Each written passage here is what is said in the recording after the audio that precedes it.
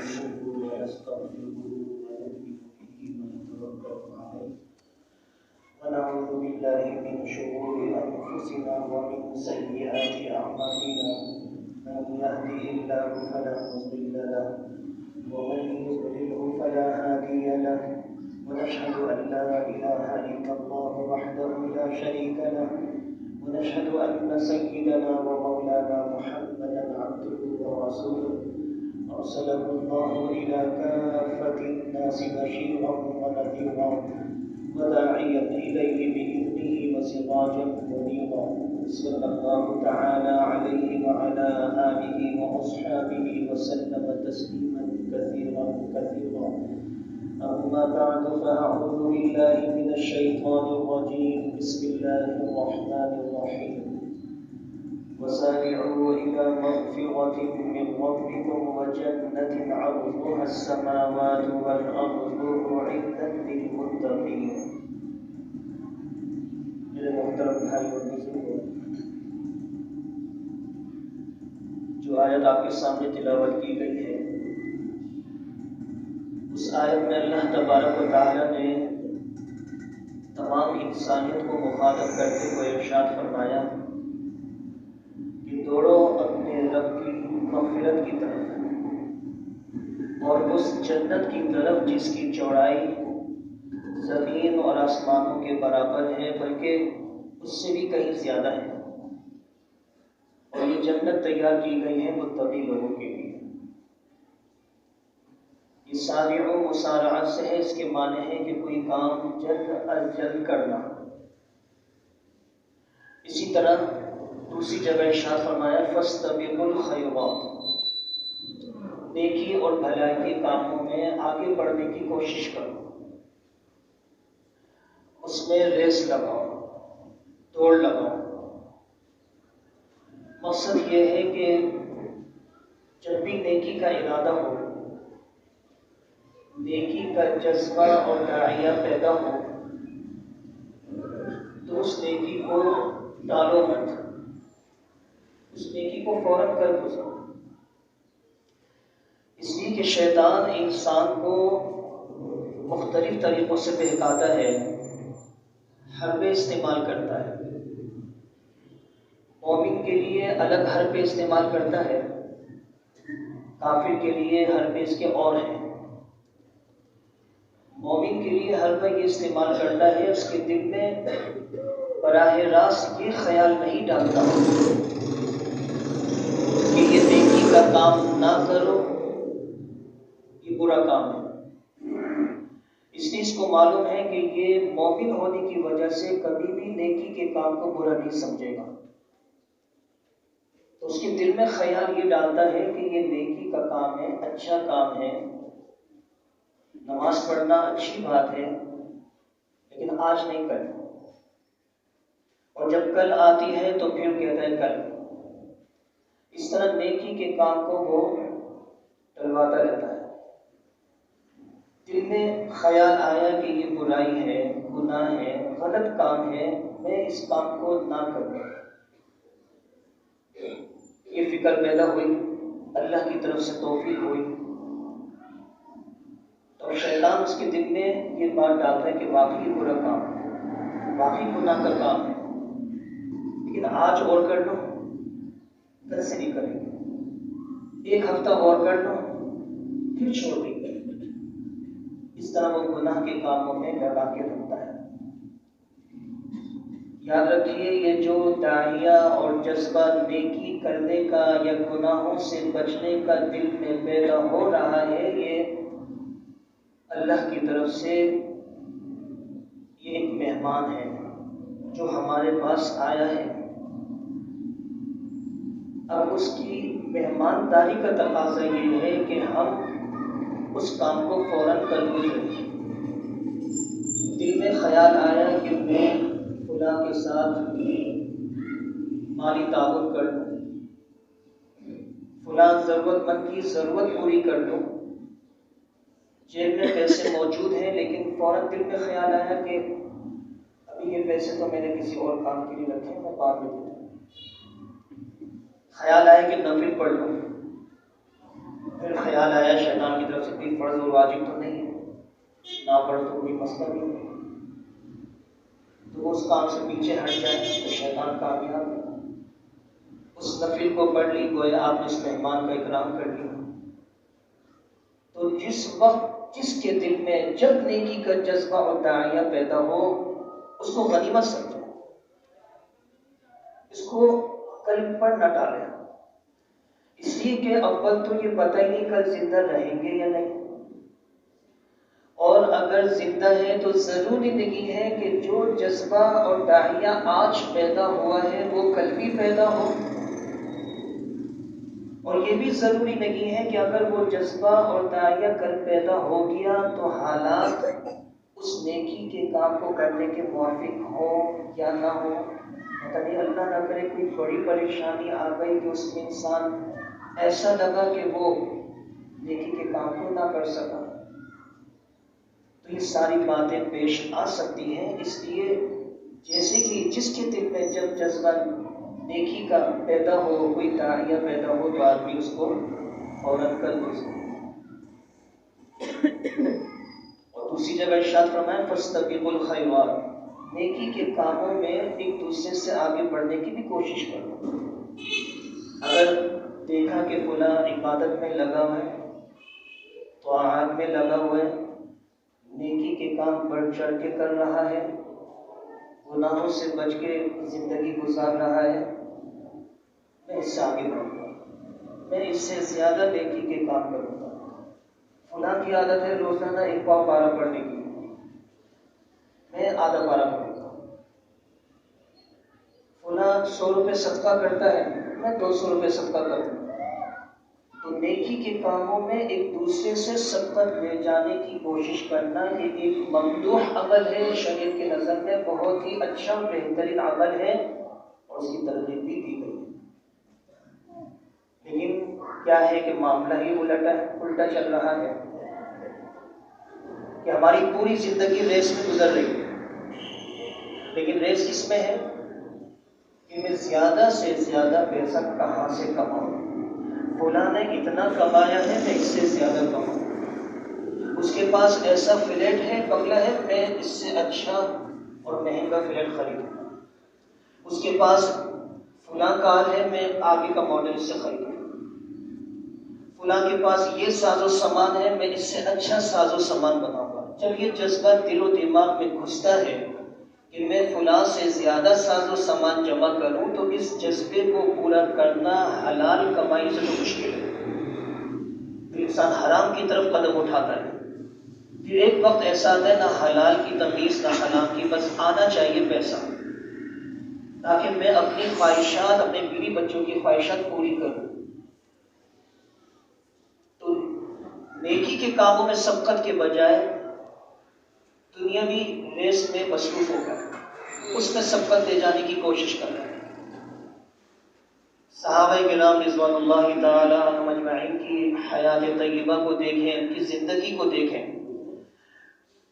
انہوں نے ہمیشہ نیکی کے کاموں میں ایک دوسرے سے سبقت لے جانے کی کوشش کی ہے، پیسوں میں، دنیا میں کہیں ریس نہیں لگائی۔ غزوہ تبوک کا موقع بہت ہی انتہائی اہم ترین مہم، شاید اس سے زیادہ سخت اور اہم ترین مہم نہ ہو۔ سخت گرمی کا زمانہ، آسمان سے آگ کے شعلے برس رہے ہیں، زمین آگ اگل لگی ہے، 12 کلومیٹر صحرائی سفر آگے درپیش ہے، کھجوروں کے پکنے کا زمانہ ہے، جس میں مدینہ والوں کی پورے سال کی معیشت کا دار و مدار ہے۔ اس وقت حکم ہو رہا ہے کہ نکلو، مسجد نبوی میں آپ کھڑے ہو کر اعلان کر رہے ہیں مجھے سواریاں چاہیے، اونٹنیاں چاہیے، پیسوں کی ضرورت ہے، جو اس میں اپنا حصہ ڈالے گا میں اس کی جنت کی ضمانت دیتا ہوں۔ صحابہ کرام کہاں پیچھے رہنے والے تھے، ہر صحابی اپنی بساط کے مطابق جو اس کے پاس موجود ہے جمع کروا ہے۔ حضرت عمر رضی اللہ تعالیٰ عنہ بھی اپنے گھر تشریف لے گئے، جتنا ساز و سامان تھا اس کو آدھا تقسیم کیا، آدھا گھر والوں کو چھوڑا اور آدھا آقا علیہ السلام کی خدمت میں لے کے حاضر ہو گئے، اور دل میں یہ خیال آ رہا تھا کہ آج میں حضرت ابو بکر صدیق رضی اللہ تعالیٰ عنہ سے آگے نکل جاؤں۔ حضرت ابو بکر صدیق رضی اللہ تعالیٰ عنہ بھی تشریف لے آئے تو آپ علیہ الصلوۃ والسلام نے حضرت عمر رضی اللہ تعالیٰ عنہ سے پوچھا، اے عمر تم یہ جو سامان لائے ہو تو گھر کے لیے کیا چھوڑا؟ تو انہوں نے فرمایا کہ آدھا میں نے گھر والوں کے لیے چھوڑا، آدھا آپ کی خدمت میں لے آیا۔ حضرت ابو بکر صدیق رضی اللہ تعالیٰ عنہ سے پوچھا کہ آپ نے اپنے گھر والوں کے لیے کیا چھوڑا؟ فرمایا کہ جو کچھ بھی گھر میں تھا میں سب آپ کی خدمت میں لے آیا، اللہ اس کے رسول کو گھر پہ چھوڑ کر آیا۔ تو حضرت عمر رضی اللہ تعالیٰ عنہ نے سوچا کہ میں شاید ساری زندگی کی کوشش کروں تو میں حضرت ابو بکر صدیق رضی اللہ تعالیٰ عنہ سے آگے نہیں نکل سکتا۔ ایک موقع پر حضرت عمر رضی اللہ تعالیٰ عنہ نے ان سے ایک معاملہ کیا، فرمایا کہ میری زندگی کی جتنی بھی نیکیاں ہیں، جتنے بھی نیک اعمال ہیں، میں سب آپ کو ہبہ کرتا ہوں، ہدیہ کرتا ہوں، مجھے صرف وہ رات دے دیں جو آپ نے ہجرت کے موقع پر غار ثور میں آپ علیہ الصلوۃ والسلام کے ساتھ گزاری تھی۔ وہ رات اتنی قیمتی ہے کہ میرے سارے اعمال پر بھاری ہے۔ تو صحابہ کرام پر یہ حال تھا کہ نیکیوں میں سبقت لے جانے کی ساری زندگی انہوں نے کوشش فرمائی۔ تو بھائی نیکی کا جذبہ داعیہ جب دل میں پیدا ہو اس کو کر گزرا۔ ڈاکٹر عبدالحی عارفی رحمہ اللہ تعالیٰ اپنے ایک واقعہ بیان فرماتے ہیں کہ روزانہ تہجد پڑھنے کا معمول تھا۔ ایک مرتبہ آنکھ کھلی تو طبیعت میں کچھ سستی تھی، فوراً دل میں خیال آیا کہ ضعیف ہو چکے ہو، بوڑھے ہو چکے ہو، کمزوری بھی ہے، سستی بھی ہے، تہجد کوئی فرض اور واجب بھی نہیں ہے، اگر آج نہ پڑھوں تو کوئی حرج کی بات بھی نہیں ہے۔ تو فوراً اپنے دل میں یہ خیال لائے کہ ٹھیک ہے، حرج تو کچھ بھی نہیں ہے، ٹھیک ہے تہجد فرض اور واجب نہیں ہے، لیکن یہ وقت ایسا ہے کہ جب حدیث شریف میں آتا ہے جب رات کا انتہائی حصہ گزرتا ہے تو اللہ تعالیٰ کی خصوصی رحمتیں نازل ہوتی ہیں اور اللہ تبارک و تعالیٰ آسمان دنیا پر نزول فرماتے ہیں اور یہ اعلان ہوتا ہے کوئی مجھ سے مغفرت طلب کرنے والوں کی مجھ سے مغفرت ہے، کوئی حاجت مند اس کی حاجت پوری کروں۔ تو یہ اعلانات ہوتے ہیں تو میں چلو بستر پر بیٹھ کے دعا کر لیتا ہوں کہ اللہ کی طرف سے منادی اعلان کر رہا ہے تو میں کیوں محروم رہوں۔ تو اپنے نفس کو فرمایا بہلا کر مقصد پہ لے آؤں۔ فوراً یہ کہو گے نہیں نماز پڑھنی ہے، تہجد پڑھنی ہے، تو نفس ایسا حاوی ہوگا کہ وہ دوبارہ سلا دے گا۔ تو نفس کو سمجھائے کہ میں بھی تو بستر پہ بیٹھی ہوئی دعا تو کروں، دعا کے لیے ہاتھ اٹھا دی، دعا مانگی، دعا کر لی تو ٹھیک ہے، ذرا سا قضاء حاجت سے فارغ ہو کے آ جائیں، رات کا وقت اٹھیں، شام وغیرہ کر لوں، چلے گئے بیت الخلاء، وہاں فارغ ہو گئے، جب فارغ ہو گئے تو میں جب وضو بھی کر لوں، وضو کر کے کیا حالت ہے، وضو کر کے آدمی سوئے باوضو رات گزارے، وضو کر لیا، وضو کر کے واپس بستر پہ آ کر پھر دعا کے لیے ہاتھ اٹھا دیے۔ تو پھر دل میں خیال آیا اور نفس کو سمجھایا کہ جو دعا مانگنے کی جگہ ہے وہاں کیوں نہیں مانگ رہے، یہاں بیٹھ کے کیوں مانگ رہے، اٹھے اور جائے نماز سے آ گئے، جائے نماز بچھائی اور نماز شروع۔ تو جب نفس کو اس طرح بہلائیں گے، سمجھائیں گے، بجھائیں گے تو پھر وہ قابو میں آتا چلا جائے گا۔ تو نیکی یہ اللہ کی طرف سے ایک آنے والا مہمان ہے، نیکی کا خیال، یہ داعیہ، یہ جذبہ، اس کا اکرام یہی ہے کہ ہم اس نیکی کو کل پر ڈالنے کے بجائے اس کام کو کل پر کریں۔ آپ علیہ الصلوۃ والسلام نے ارشاد فرمایا، حضرت ابو ہریرہ رضی اللہ تعالیٰ عنہ سے مروی ہے، آپ کا یہ ارشاد ترمذی میں یہ منقول ہے، فرمایا کہ 7 چیزوں سے پہلے نیکی کے کام کو کر گزرو۔ فرمایا هل تنتظرون الا فقرا منسیا، کیا تم ایسے فقر کا انتظار کر رہے ہو جو بھلا دینے والا ہے، یعنی ابھی تو خوشحالی ہے، ابھی تو مالی کوئی تنگی نہیں ہے، روپیہ پیسے کی کمی نہیں ہے، ساری ضروریات اللہ پوری کر رہا ہے، تو ابھی نیکی کے کام میں تاخیر نہیں ہو رہی ہے، کیا تم اس غریبی کا انتظار کر رہے ہو، اس فقر و فاقہ کا انتظار کر رہے ہو جو تمہیں بھلانے والا ہے؟ کیونکہ جب انسان پر فقر و فاقہ آتا ہے، مالی پریشانی آتی ہے، تو انسان ایک دن رات اسی فکر میں گھلتا رہتا ہے، بہت سے ضروری کاموں کو بھی بھول جاتا ہے، ہر وقت یہ فکر ہوتی ہے کہ میں نے اگلے دن 2 وقت کی روٹی کا انتظام اپنے لیے اور بچوں کے لیے کرنا. اسی فکر اور پریشانی میں کوئی انسان جب ضروری کاموں کو بھول رہا ہے، نیکی کے کام ہے یہ پیچھے ہو رہا ہے. تو فرمایا کہ ایسے فخر و فاقہ کا انتظار کرو. پھر آگے فرمایا کیا مالداری کا انتظار کرو جو تمہیں سرکش بنا دے. کیونکہ مال ایسی چیز ہے جو انسان کو بسا اوقات جب زیادہ آ جائے تو سرکش بنا دیتی ہے. ضروری کاموں کو بھی مؤخر کروا دیتی ہے. صبح بھی میٹنگ، رات بھی میٹنگ، ہر وقت مصروفیت ہی مصروفیت میں وقت گزر رہا ہے. نوافل تو دور کے بعد فرائض بھی بجا لانے کی توفیق نہیں ہوتی. تو ایسی مالداری کا انتظار کرو جو انسان کو سرکش بنا دے. اس کے آنے سے پہلے ابھی تمہارے پاس موقع ہے نیکی کر لو. تیسری چیز فرمائی کہ اب بیماری کا انتظار کرو جو تمہاری صحت خراب کر دے. ابھی صحت بھی ہے، موقع بھی ہے نیکی کے کام کرنے کا، آسانی سے کر سکتے ہو.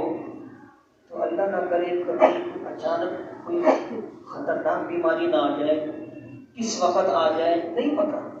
ابھی اللہ نے صحت دی تو اس صحت کو غنیمت سمجھے اور جو بھی نیکی کی توفیق کو لے کر گزرے. چوتھی چیز فرمایا کہ بڑھاپے کا انتظار کر رہے ہو.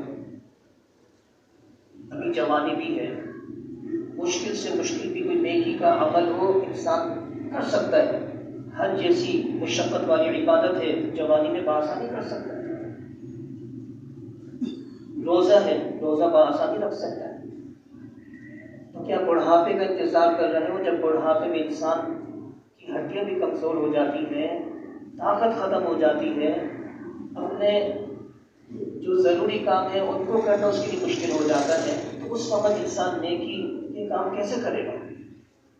تو بڑھاپا اور کمزوری آنے سے پہلے نیکی کا کام کر لو. آگے فرمایا کیا موت کا انتظار کر رہے ہو؟ آج نہیں، کل نہیں، پرسوں نہیں، بعد میں. تو موت کا تو کچھ پتہ نہیں، کسی وقت بھی آ جائے.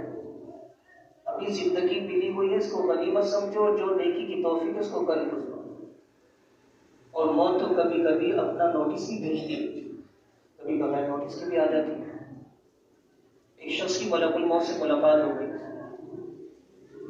اور ملک الموت سے وہ شخص کہنے لگا آپ عجیب آدمی ہو، جب مرضی ہے آ جاتے ہو اور روح قبض کر کے لے جاتے ہو. بھائی دنیا میں بھی کسی کو کوئی سزا دینی ہوتی ہے اس کو نوٹس بھیجا جاتا ہے تاکہ وہ اپنے آپ کو تیار کر لیں. تم بغیر نوٹس کے آ جاتے ہو. تو ملک الموت کہنے لگے کہ میں تو اتنے نوٹس بھیجتا ہوں، شاید ہی کوئی بھیجتا ہوں. بخار آ گیا یہ نوٹس ہے، سر میں درد ہو گیا یہ نوٹس ہے، سفید بال آنے شروع ہو گئے یہ نوٹس ہے، بڑھاپا آ گئی، سب نوٹس تو ہے. اب اگر کوئی اس میں توجہ نہیں دیتا تو میرا کیا قصور ہے؟ تو انسان موت کا انتظار کر رہا ہے، نیکی کروں گا جب موت آئے گی تو انسان کچھ بھی نہیں کر سکتا. پانچویں چیز فرمائی کہ دجال آنے کا انتظار کر رہا ہے. دجال کا زمانہ فتنوں کا زمانہ ہوگا. انسان اپنے ایمان بچانے کی فکر میں لگا ہوگا، وہ انسان کے ایمان کو جیتنے کی کوشش کرے گا. تو اس فتنے کے زمانے کا انتظار کرو. ابھی تو موقع ہے نیکی کرنے کا، ابھی کر گزرو. فتنوں کے زمانوں میں نیکی کرنا یہ بڑا مشکل کام ہے. اور پھر آخری چیز فرمائی کہ قیامت کا انتظار کرنا. تو یہ 7 چیزیں فرمائے کہ ان کے آنے سے پہلے نیکی کے کام کو جلد از جلد کر اور نیکی کا کام کرنے میں سبقت لے جانے کی کوشش کریں. اب تو یہ عالم ہے کہ حادثات بہت زیادہ ہو رہے ہیں، کس کی کب موت آ جائے نہیں پتا. یعنی عقل حیران ہو جاتی کہ ابھی چند لمحے پہلے یہ ہمارے ساتھ یہ کیا ہو گیا. میں آپ کو اپنا ایک واقعہ سناتا ہوں. مفتی عبد المجید صاحب رحمہ اللہ تعالیٰ نائب رئیس دارالفتہ بنوری ٹاؤن کے تقریباً 12:20 یا 12:25 دوپہر کا وقت تھا. میں دارالفتہ گیا، وہاں پہ اساتذہ سے ملا، ان سے بھی ملاقات ہوئی. اچھا اس وقت جو ہے ہمارے مدرسے کی چھٹی تھی امتحانات کی وجہ سے. میں نے سوچا میں اساتذہ سے ملاقات کر لوں. تو وہاں ان سے ملاقات ہوئی ہے، ان سے بات چیت بھی ہوئی ہے، حال احوال پوچھا ہوا ہے. بمشکل 20 یا 25 منٹ بعد نکلنے تھے دارالفتہ سے، خبر آ گئی کہ وہ شہید ہو گیا۔